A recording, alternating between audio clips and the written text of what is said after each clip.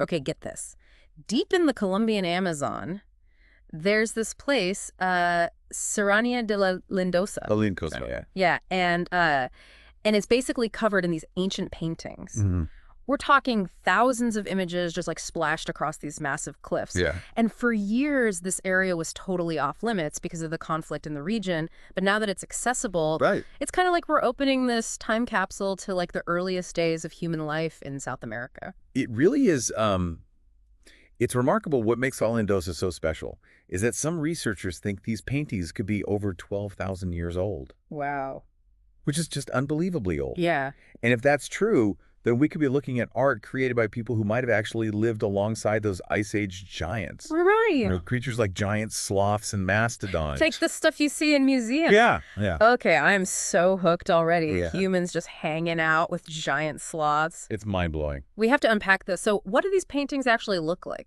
Well, picture this. You're trekking through this dense, humid jungle, and suddenly these massive sandstone cliffs just appear. They're just rising right out of the landscape. Okay. And covering these cliffs are these intricate red ochre figures. Right. Some are almost life-size, and they're not just random doodles either. I would hope not 12,000 years ago. Right.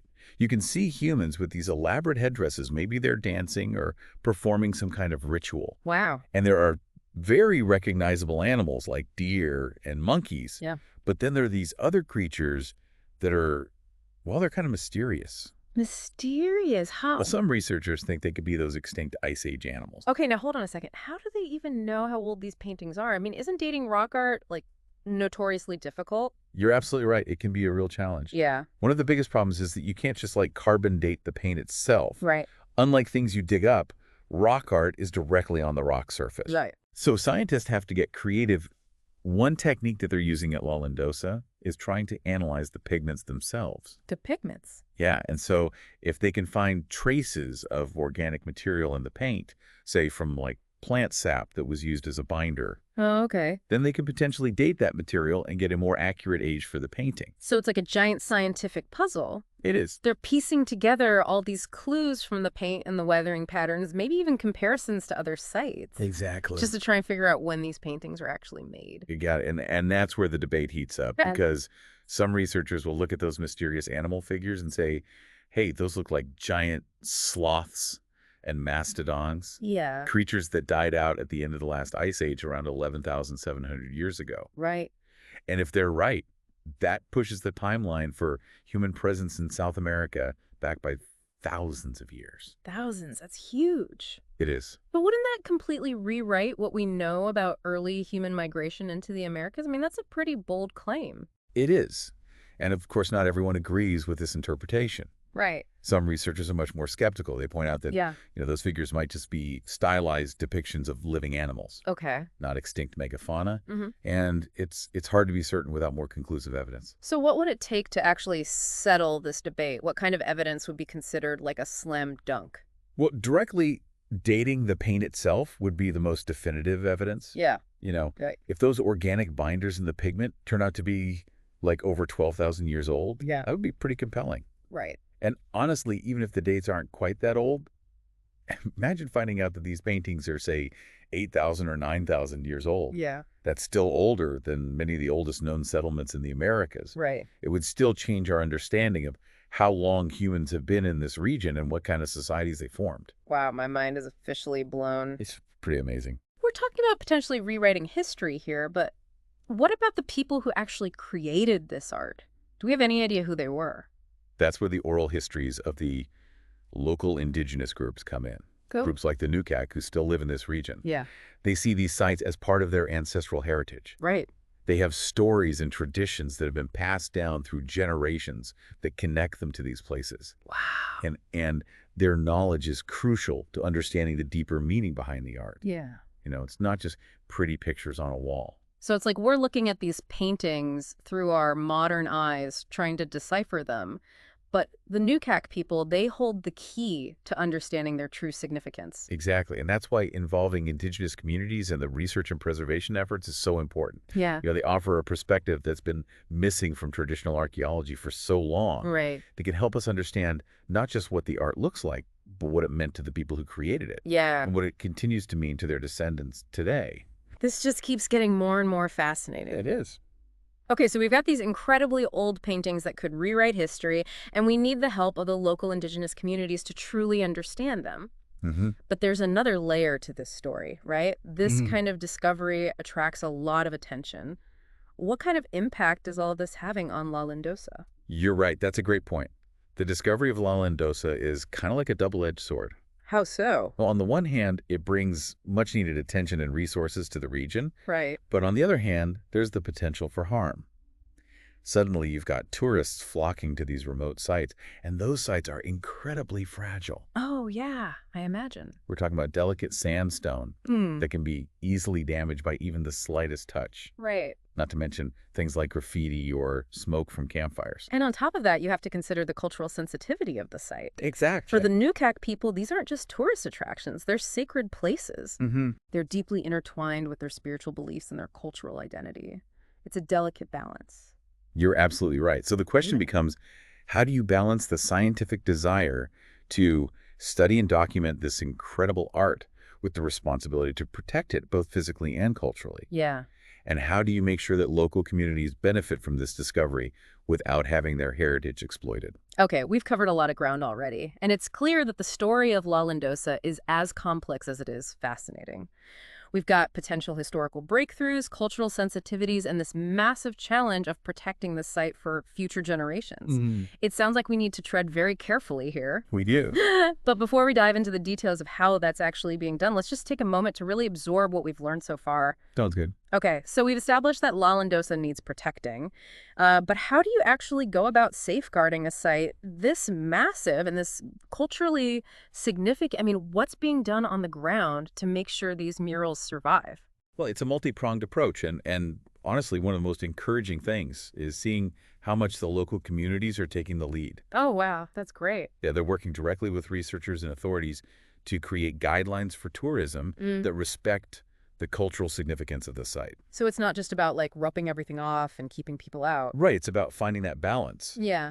For example, they're designating specific paths for visitors to follow Okay. so that people aren't accidentally wandering into areas that are sacred to the Nukak or where they might damage the art just by walking around. Right. Like you said before, it's about respecting the fact that for indigenous communities, these aren't just ancient paintings, they're part of a living cultural landscape. Exactly, and the communities are also really deeply involved in training local guides. Oh, that's interesting. Yeah, those guides aren't just there to point out the pretty pictures. Yeah. They're sharing their knowledge, their understanding of the site's history and cultural content, Right. really helping visitors appreciate the deeper meaning behind the art. So it's about turning tourism into something that actually benefits the local communities and helps protect the art in the process. It's like responsible tourism with a deeper purpose. I love that tourism with a deeper purpose. That's exactly what it is. And this education goes beyond just the tourists, too. Oh, really? Yeah, they're running workshops for local kids, Wow. teaching them about their heritage and empowering them to become the next generation of guardians for these sites. That's amazing. It creates this sense of ownership and responsibility that goes way beyond just rules and regulations. It's about instilling a love and respect for this heritage that will hopefully last for generations to come. And speaking of the long term, all of this on-the-ground work is being paired with some really exciting scientific research, too. Oh, cool. Remember how we talked about the challenges of dating rock art? Yeah. Well, scientists are getting incredibly innovative in their techniques. One of the things they're doing at La Lindosa is analyzing the pigments themselves at a microscopic level. So it's not just about looking at the big picture anymore. They're zooming in on these tiny details to try and unlock the secrets of these murals. What are they hoping to find by doing that? Well, by analyzing the pigments, they're hoping to find traces of organic materials. Organic materials? Yeah, things like plant sap or animal fat that might have been used to bind the pigments together. Okay. And if they can isolate those organic materials, they can use carbon dating to get a more accurate idea of when the paintings were created. That's incredible. It's like forensic science, but for ancient art. And I imagine understanding the pigments also tells them something about the people who created these paintings, right? Like what kind of resources did they have access to? How sophisticated were their artistic techniques? Exactly. And it's not just about the pigments either. They're also studying the rock surfaces themselves, analyzing the weathering patterns, the mineral composition. Right. All of that can help them understand how the art has been affected by the elements over time. So it's a holistic approach. They're piecing together clues from the paint, the rock, the surrounding environment, even the oral histories of the Nukak people to build this more complete picture of La Lindosa and its history. You got it. And it's not just about gathering information either. It's about using that information to create better strategies for conservation and preservation. Right. By understanding how the art has degraded over time, they can figure out ways to slow down that degradation and protect the murals for future generations. It's like a cycle, right? The Yeah. more we learn about the past, the better equipped we are to protect it for the future. Exactly. And that's why this collaboration between scientists and the indigenous communities is so important. Yeah. The Nukak people have a deep understanding of this landscape that's been passed down through generations. Yeah. They know the plants, the animals, the seasons, how the environment has changed over time, and that knowledge is just invaluable to researchers. It's a reminder that true understanding comes from multiple perspectives. We need both the scientific tools and the cultural knowledge to really unlock the secrets of a place like La Lindosa. But what about making all of this information accessible? It seems like there's a risk that all of this amazing research just gets locked away in academic journals. That's a great point, and thankfully that's not happening. Mm-hmm. One of the most exciting things is seeing how these researchers are working to make their findings available to everyone. Oh, that's great. Yeah, they're creating online databases, interactive exhibits, even virtual tours of La Lindosa. Wait, hold on. Virtual tours? Like, you can explore the site from your computer? Tell me more about that. It's incredible. Imagine putting on a VR headset and finding yourself standing in front of those massive murals. Wow. Seeing them in all their detail, it's like the next best thing to being there in person. Right. But even without the VR, there are these amazing online platforms where you can zoom in on high-resolution photos, rotate 3D models of the site. It's mind-blowing. Okay. That is seriously cool. So we're talking about democratizing access to this knowledge. It's not just for academics anymore. Anyone with an internet connection can explore La Lindosa and learn about its history. Exactly. And that's a huge part of preservation, too. The more people who connect with this art, who understand its significance, the more support there will be for protecting it. This is reminding me of something you said earlier about the power of stories. Mm-hmm. These murals tell stories that are thousands of years old, stories of human creativity and resilience, our connection to nature. And now, with the help of technology, we're able to share those stories with a global audience. It's a powerful reminder that the past is not just something static and distant. It's something that continues to shape who we are today and who we might become tomorrow. Well said. But before we get too philosophical, let's dive a little deeper into the technology behind these virtual experiences. After all, it's not every day you get to step back in time and explore ancient rock art from the comfort of your living room. Okay, you've really got me intrigued by these virtual tours. It sounds like something straight out of a sci-fi movie, like beaming yourself back in time to explore this ancient art. What kind of technology are they using to create these virtual experiences? Well, it's a combination of some really cutting-edge tools. First, you've got high-resolution photography. Okay.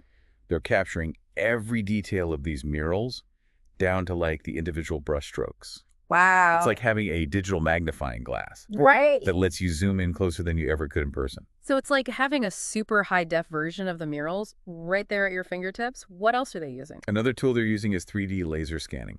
3D laser scan. Yeah, this is where it gets really wild. Okay. They're basically using lasers to create a three-dimensional model of the entire site. So it's not just capturing the paintings, it's capturing the texture and the shape of the rock surface itself. Oh, wow. You can see every nook and cranny, every bump and curve. Okay, that's seriously cool. What can you actually do with a 3D model like that? Oh, so much. Researchers can use it to study the art from any angle. They can zoom in on tiny details. They can even virtually unwrap the murals from the curved rock faces. Unwrap them?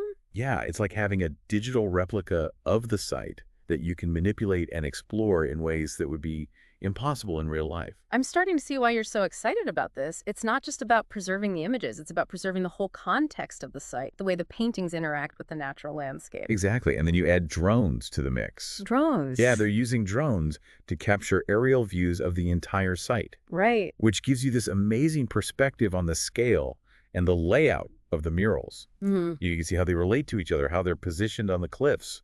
It's a whole new way of understanding the art. So we've got these incredible photos, 3D models, aerial footage. It's like creating a digital twin of La Lindosa. But what happens to all of that data? How does it actually become a virtual tour? Well, they're using all of that data to build online platforms and interactive exhibits. Okay. Some of them even use virtual reality. Yeah.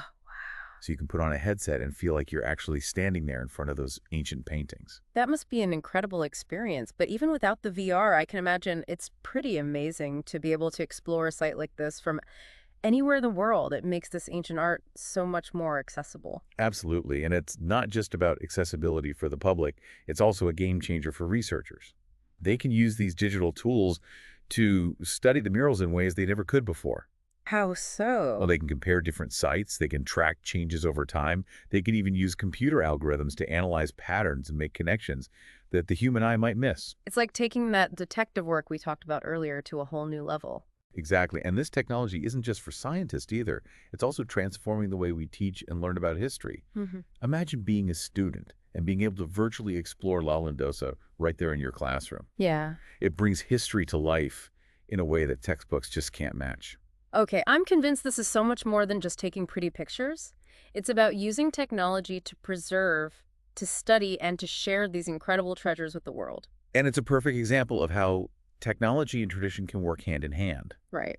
We're using these cutting-edge tools to preserve this ancient art, Yeah. but we're also relying on the knowledge and the guidance of the Nukak people to make sure we're doing it in a way that respects their heritage. Well, this has been a truly fascinating deep dive. We've gone from mind-blowing discoveries to cutting-edge technology, and it all comes back to the power of these ancient murals to connect us to the past, to each other, and to the natural world. And remember, the story of La Lindosa is still being written. There are so many unanswered questions, so much more to explore. Who knows what new discoveries are waiting to be made? Exactly. So to our listeners, we encourage you to keep exploring, keep learning, keep asking questions. The world is full of these incredible mysteries, and it's up to all of us to discover them, to understand them, and to protect them for future generations. And who knows, maybe someday you'll even find yourself standing in front of those magnificent murals at La Lindosa, experiencing their power firsthand. Until then, keep diving deep. Thanks for joining us for this incredible journey. We'll see you next time for another deep dive into the world of knowledge and discovery.